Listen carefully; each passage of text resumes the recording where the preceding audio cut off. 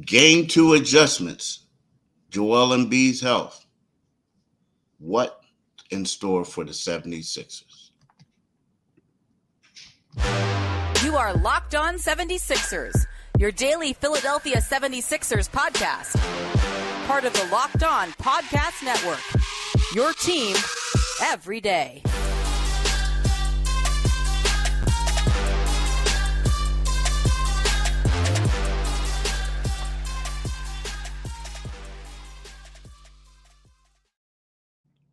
Thank you for making Locked On 76ers your first listen every day.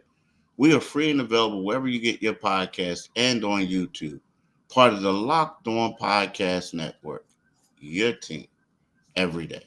Today's episode is brought to you by Gametime. Download the Gametime app, create an account, and use the code LOCKEDONNBA for $20 off your first purchase. Hello, I'm Keith Pompey. This is my right-hand man, John Mitchell, and we are the co-hosts of Locked On 76ers.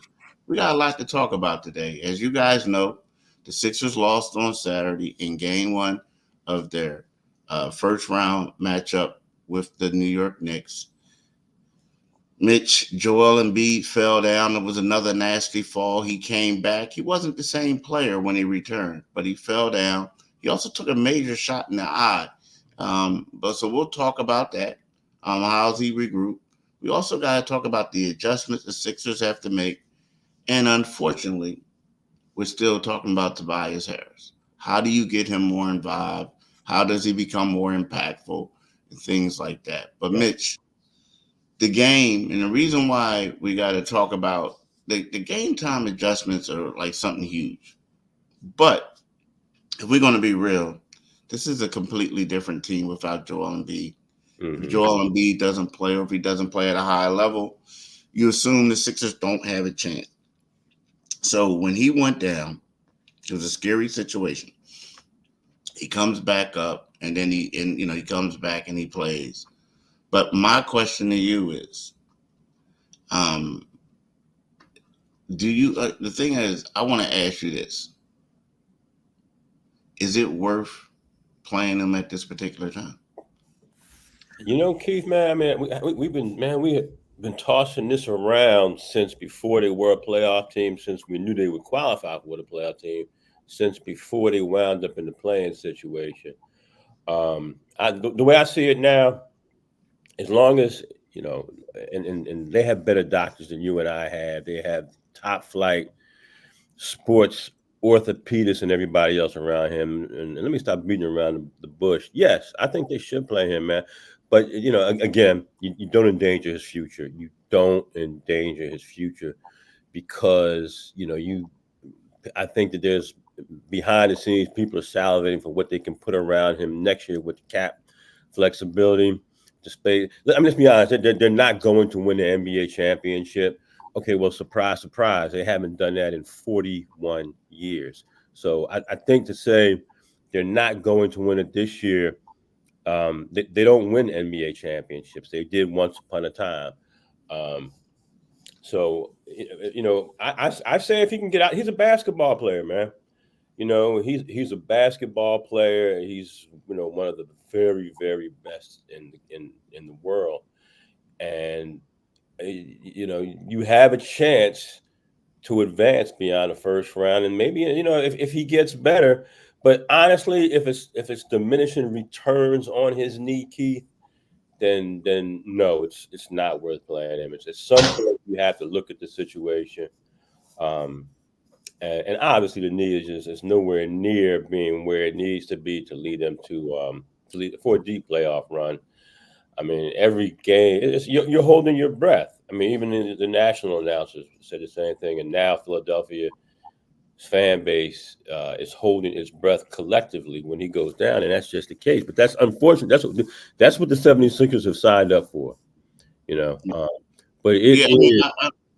ahead. The thing is with me is like, I mean, the dude kept falling. I mean, like it looks bad. I mean, it looked bad. First of all, he got hit in the eye. He's going to do this. It comes a point in time where you keep trying to battle. And if you don't have any lift, you don't do all this other stuff. Personally, I feel like what's the point in playing after a while? Like, again, he was dominant. I mean, he was killing it. He was killing it in the beginning, and then Yeah. it kind of tapered off. Like, he missed his last shots. I mean, thank God he could make foul shots because Yeah. that's where he scored all his 6 points in the fourth quarter. But he had wide open, nice looks where he just couldn't make them. He Mm-hmm. lost it. Mm-hmm. So my thing is, it's like to a point is then you got to start evaluating and saying all this ligament like stress that he's putting on his knees, How does it is it impact him long range? yeah, long term? Because you mess around, he could be out.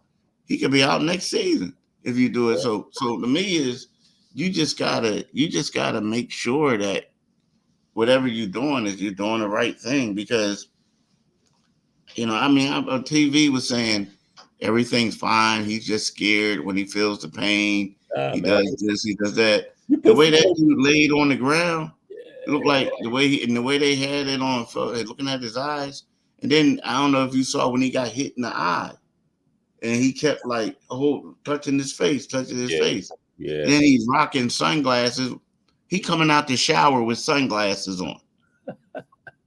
Hey, well, you know what, man? One thing about the NBA, you can have extended adolescence and do things like that, but I don't think that was the case though. If he comes out, He's that's some out the shower with sunshades on. that's And some then he was good. rocking them when I saw him leaving the team hotel, in Manhattan. He was leaving the hotel, being ready to get in a car service. He had the sunglasses on too. Yeah, So it's like I've never seen Joel in sunshades. Now, yeah. never. Like, and he, that's the come on, man. Come on. And Come he on. had those big white shades too, man. I mean, you couldn't miss them. You know what I mean? It wasn't like he Yeah. put on some little Ray-Bans or something. It was like, look at my eyes. I mean, yeah, so yeah.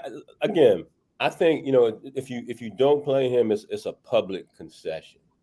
And I don't think that I don't want to see the 76ers publicly concede, but also, if you're up in the corner offices of their building, you have to make it. You have to make it's a business decision, and the business is you've got this is $100 and some odd plus $1 million player. If it does get to the point where where we just like it's bad for the future. It's bad for the future of this team. We know that as bad as he looks every year physically, we know we can really. There's a potential for us to come back a lot better than we were this year, and of course, that everything even next year hinges on his health. So, do you make that public concession? Yes, you do. If you know that and these doctors know it's like, hey, if he can do further damage to it, where the lift never comes back, because that's what you're wearing now at 30 years old. So I would consider it. I don't want to make that public concession and say I quit, because that's what taking him out means. It's just like, hey, it's over. This is a public concession of this first round matchup with the New York Knicks. But you do have to do what's best for the organization. You're not going to win a championship, which again they haven't done that since 1983. But you have to do.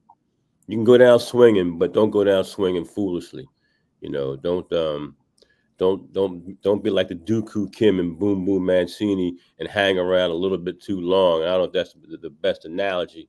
For people who don't know, Dooku Kim was killed in the ring. So that might not be an appropriate analogy, but you don't want to kill Joel Embiid's career in a first round loss as a 7 seed facing a number 2 seed. You don't want to kill his career.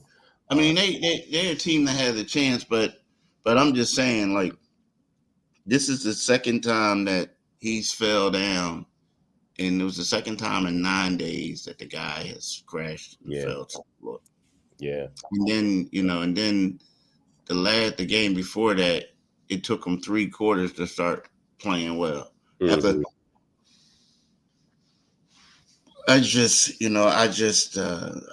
don't know. I just think you got to be careful. That's all. Yeah, you do, and this is you can't make a bad decision here. At some point, you got to the front office got to take all the emotion out of it, and say and they will, because they're bean counters in every professional sport. It's the money then the sport, as we all know. So they'll make a decision, and the decision will eventually, if he can't. I mean, honestly, I want to see what he does tonight. If he goes out here tonight and he looks sturdy, I doubt that he will. Um, then you stick with him. You have, you stick with him. But until then, we'll have to see. Right now, I want to talk to you about Monopoly Go. We've all been there, either as a player or a fan, mostly as a fan. It's halftime and the scoreboard is not looking good. You're feeling low, not sure you or your team can pull out a win. Excuse me.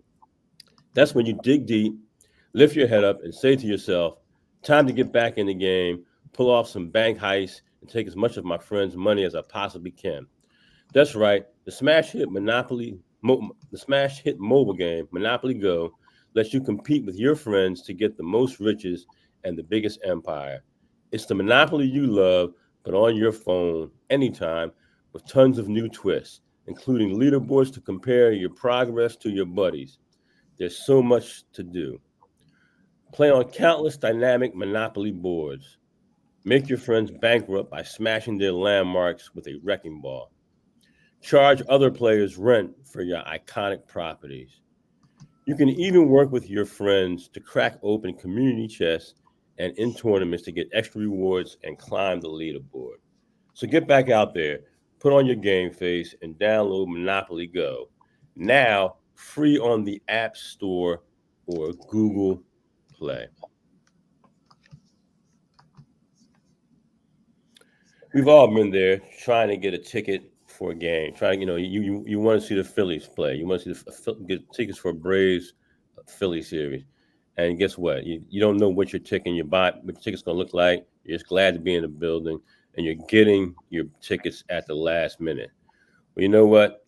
You can take all that out, all the guesswork out with the Gametime app. The Gametime app allows you to make last minute tickets, flash deals, zone deals. It's easy to find and buy Major League Baseball tickets and for every other kind of sporting event that you're interested in getting into. You can get last minute deals where you save up to 60% off buying for tickets for sports, for concerts, comedy, theater, etc. So it runs the gambit. Save even more with exclusive in app deals on select seats ahead of the game or the event. You can toggle through certain features and it shows the total up front. So there are no surprises, no extra fees, no add-ons when you check out. So take the guesswork out of buying tickets with Game Time. Download the Game Time app, create an account, and use code Locked On NBA for $20 off your purchase. Do it today, folks. Do it today. Definitely do it today. I'm sorry. No, you good, man. We got to go back and forth. We got to get that back and forth thing together. Are you, are you watching Fox Sports on ESPN on your TV all day? Have to turn down the volume, and you know you will with Stephen A. screaming about the Knicks with all the shouting. Make the switch to Locked On Sports today, a free 24/7 sports streaming channel programmed for you every day to bring you the biggest stories without all the screaming and hollering. Locked On Sports Today brings you can't miss analysis, opinions, and news streaming 24/7 on YouTube or the free Amazon Fire TV channels app, part of the Locked On Podcast Network. Your team every single solitary day. Yeah, do it today, folks.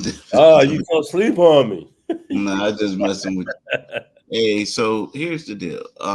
We talked about Joel Embiid, right? And typically, I would first thing first, I would try to talk about the adjustments that need to be made. But I felt like Joel Embiid was important enough to talk about Absolutely. because let's face it, if Joel doesn't play, or if he's not playing, they have no chance None. in the Hades of winning this series. So. Now, so what are the biggest adjustments you think? The first game, offensive rebounds, they were getting destroyed. They were also getting destroyed in perimeter defense. Now, schematically, they were doing the right things. They just like couldn't stop them, right? When you look at this team, Buddy Hield played horrible. Tobias Harris had 7 shots. Kelly Oubre had 7 shots. the thing about Tobias, I'm not going to say he played horrible. He played horrible offensively, Yeah, but defensively, like he had a team high 9 rebounds. yeah, Kelly Oubre shot the ball horribly, but he had like 5 steals. You mm, understand what I'm saying? I So do. they had bad offensive games, but Buddy Hield all around the board he was bad. You look at Nico Batum, I felt like he didn't play enough, nor did he play in the right ones. Like I would have liked to see them close out the game with him. They didn't do. They didn't do that. So when you look at it, what type of adjustments do you feel the Sixers have to make? Keith, obviously the biggest adjustment is rebounding. You can't get clobbered 55 to 33. In rebound, you can't. You know, you can't allow. I mean, the Knicks are like the league leader in offensive rebounds. I think at around 12, 12. 25. Yeah, and they gave up 23. Man, Yeah, no. they got 23. They nearly doubled that. Even in a game with the lead changes that they had, and the Sixers building that advantage. Even if you play at an optimum level, if you get clobbered on the glass like that, you're just not going to have any success, man. So somehow, and this is Nick Nurse, man. This is Nick Nurse. What do you do? Like I'm watching, and I'm saying to myself, okay, your best rebounder, potentially your best rebounder, is you got to get B-ball Paul. I think you got to get B-ball Paul in the game. But then when you bring B-ball Paul in the game, it's like, where's my offense going to come? Is he going to break the flow of the offense? You got to do something, man. With all, Mitchell Robinson had 7 offensive rebounds. The Sixers starters had 6 offensive rebounds collectively, and all those guys with 4 and 5 offensive rebounds. That means they're playing relentlessly. The Knicks came up, and all that stupid "Go New York, go New York, go." You guys got to be subjected to it, and also let's not forget the perimeter defense. It's and unfortunately, their best perimeter players are out. Their best perimeter defenders are out. So they've got their. This is the pivotal game already. Usually, if a series gets drawn out, it's game 5 that becomes that pivotal game, or game 3.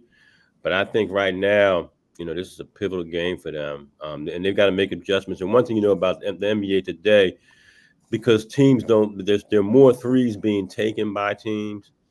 And there's less boxing out than there used to be. It's being in position and having long bodies and physical guys, to get to those rebounds. And it's not something you can try, but it's harder to correct in today's game because of the 3-point shot. You know, particularly defensive. It's just harder. Those balls bounce longer. So you know, and let's be honest, the Sixers are not going to get another bad, horrid game. It was a hard game because out of Brunson, he's going to play better. Brunson's going to play better than the way he played.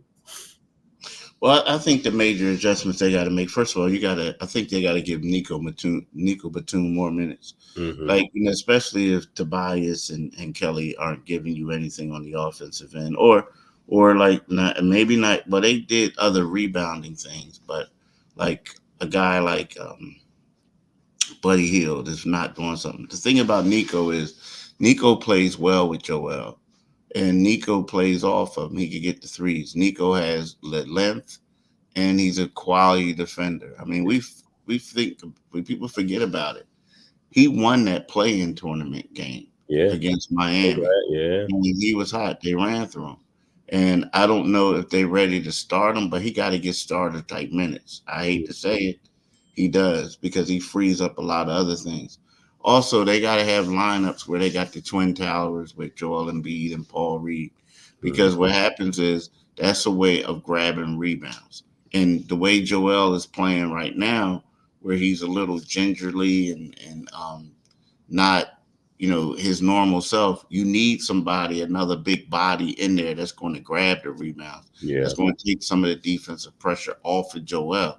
And they did that against the Memphis Grizzlies, and they looked well. They played well. That was a great lineup for them, Mhm. one of the better lineups. So that right. So you have those two things now. In regards to it, it's like they got to get a little bit more ball movement. Like right now, what they're trying to do is they're relying too heavily on the Maxi Joel Embiid tandem, which is great, but Yeah, at the same time, you got to like open some things up for other people too now, yeah, right? yeah, Now, again, now there's no excuse for Tobias shooting a bad shot. There's no excuse for Kelly making mistakes. Like everybody wants to say that, Kelly's a newcomer to the NBA playoffs, but I looked it up last night. That was his 19th playoff Oh, game. so he's a vet. So, like, He's yeah, a so vet. you can't say that. Yeah, you can't say that he's new. You can't say that. So what happens is the moment just gets kind of big for certain people. But I think you got to get them involved. You know what I mean? But Yeah, the whole thing is because here's another thing. When Joel went out, this is one thing we ain't really talking about. When he went out, they got boat they race. were outscored by 21 points in 11 minutes. Yeah, So, with that being said, somebody got to step up. yeah, Somebody got to step up, Mitch. yeah. It's here. It's here. Joel has to be healthy, but somebody, you can't have secondary players for the Knicks stepping up, um, and the 76ers not coming along for the ride. Other 76ers not doing anything. So let's right now let's talk about Prize Picks. Prize Picks is America's #1 fantasy sports app with more than 3 million members. It is the easiest and most exciting way to get in on the action while you watch your favorite sports and players. You just pick more or less on two or more player stats and watch the winnings roll in. So it's NBA playoff time. Get in on the playoff action and win up to 100 times your money on Prize Picks as you and the world's best players take the game to a new level during basketball's postseason. You can now win up to 100 times your money on Prize Picks with as little as four correct picks. You can turn $10 into $1,000 with basketball and hockey and and baseball today on Prize Picks, America's #1 fantasy sports app. So download the app today and use code Locked On NBA for first deposit match up to $100. Download the app today, and use code Locked On NBA for first deposit matchup of $100. Do that today. Maybe it's will win you some money tonight. Do it today. Definitely do it today, people. Now, here's the deal, Mitch. So, we talk about this, and now we got up to the end of the series about Tobias Harris. Like, he needs to step up, and he does on the offensive end. Like, the big debate is what is Tobias getting enough touches? No, You no, don't. He's not right. The no. the problem is, so he's not getting enough touches. So I think they got to get him more involved. But also the argument is that when he gets that ball, he got to do something with it. Like there was a shot that he took yesterday that hit the other side of the backboard. Did you see that one? I Or did. 2 days ago? Yeah, So like, you know what I mean? It was a bad miss. So what it is he got to settle down and do what he did to get that lasts in his career this long yeah, to get that money that he made. Like, that Sixers paid him for a reason. yeah. So he had to go back and doing that. Like right now, it looks like he's trying to not mess up. He's thinking too much. He's thinking too You know what much. I mean? Now again, you got to get him more involved. He is the third wheel, but Nick Nurse is like, I got to get everybody involved. I got to get Kelly involved. I got to get Nick Baton. I got to get all these nods. Like Yeah, Tobias is the third best player. yeah, He's not playing that way. yeah, He's not, but he is. I just feel like they got to get him more involved. But at the same time, he has to step up and crash the boards, do some other things. But also, he has to be able to step into the moment. Like he can't continue like the last game in the playing game. He shot an air ball. Yeah. when he was wide open. I think he shot an air ball yesterday too. But then on game one, but he also hit the side of the backboard. So like these are two bad shots that he took. So he got to Yeah. bring it. Yeah, and you touched on something. I mean, Tobias has to bring it. I mean, he only attempted one free throw and he played 31 minutes. That's inexcusable. That's an indication of the lack of aggression. I'm, just taking a look at the box score, like you said, the offense. I mean, Joel and Tyrese took 48 of the 76ers' 81 shots. Nobody else attempted double figures in field goal attempts. Meanwhile, in New York, you got OG taking 10 shots, Josh Hart taking 12 shots, Brunson taking 26 shots, Dante DiVincenzo taking 10 shots, Bojan Bogdanovic taking 12 shots, and Miles McBride, who they turned into a player who you can only hope to, you can't stop, you can only hope to contain. He took 12 shots. So they have to, and Tobias, we have more of a big three. They have a more balanced distribution, and sometimes Ube has stepped in, but Tobias has to be more aggressive offensively. Hey, shout out to Tobias for getting the 9 rebounds. But he's got to be aggressive, man. You got to be aggressive. You can't. It's the playoffs, and if he wants people to stop talking about his money, and Nick Nurse has to get him more involved. I'm not taking Nick Nurse off of the hook here. Granted, you have two guys who, one guy's probably the leading contender for most improved player, and one guy was clearly playing like he belonged on a different planet before he got injured. But it's the playoffs now. The game changes, So a guy like Tobias, you have to step up, and you build your legacy, and you secure your next contract with playoff performances. And he is in search of a contract, so he's got to step up. Yeah, I agree. He has to step up. Buddy Hield's got to step up too, Keith, man. Who does? Buddy Hield, man. Yeah, man. I mean, like I don't know. I have reservations, dude. Like, I mean, because after the first couple of games that he came, loving him. Yeah, that's what he's been playing like after that. Yeah. For the most part. I mean, the problem is, so like when they play against the Detroit Pistons and the squads like that, Buddy and Tobias been getting off. But then when they play against these teams, it's like they taking a step back. Yeah. So they both got to bring it. Yeah, but Buddy, man. Buddy was like, it looked like, I don't know, it looked like the game was just too fast for him. You know what I mean? Buddy looking like Duddy. He looking like Duddy Hield right now, man. He's got to do better. Buddy looked like he ain't want no smoke. Nah, and yo, but you know what's so funny though? Can you imagine? Look at the Clippers, how they came out with energy and all that, and like, rah! Like, yo, yeah, huh? I attribute this need to do, but they had that, and Marcus Morris and Pat Yeah. Bev. Yeah, They got rid of them. Well, here's my psychology behind that, and who really came out hard for the Clippers yesterday? James Harden. And I think when they found out Kawhi wasn't going to be there, James said, "No pressure. If we lose this game, it's cool. If we drop this game, they'll say we lost without Kawhi." So he showed up and ripped it because there was no pressure, and other guys came along for the ride. But see, that's why I keep trying to tell everybody. Everybody, no, you crazy. I say James would have helped this team when Joel is hurt. No pressure, right? James would have. He wouldn't help him now. I don't know, man. Not now. You don't think? Oh, you think they that? Now it's tuck tail time, and you'll see. It's tuck tail time for James. Yeah, he can tuck that tail.